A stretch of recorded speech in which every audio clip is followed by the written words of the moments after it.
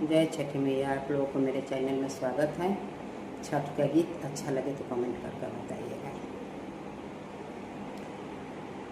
छठी माई के घनी बसवरिया पतिया लगले आकाश, पतिया लगले आकाश। लेहू ना जे पिया बाबू बरहनिया, पतिया देहू ना बाहर, पतिया देहू ना बाहर। लेहू ना एके बाबू बरहनिया, पतिया देहू ना बाहर, पतिया देहू ना बाहर।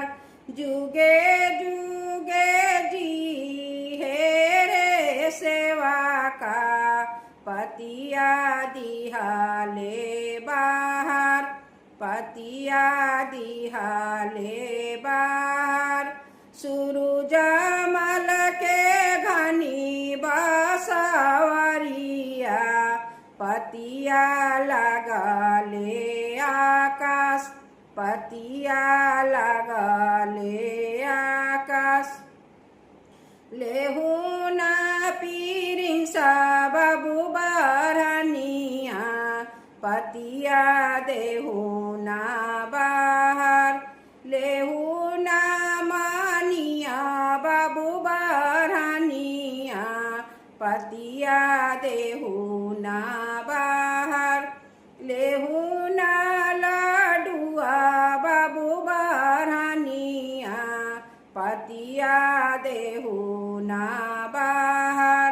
लेहू ना मीठुआ बाबू बरहनिया, पतिया देहू ना बाहर। जुगे जुगे जी हे रे सेवा का, पतिया दिहाले बाहर, पतिया दिहाले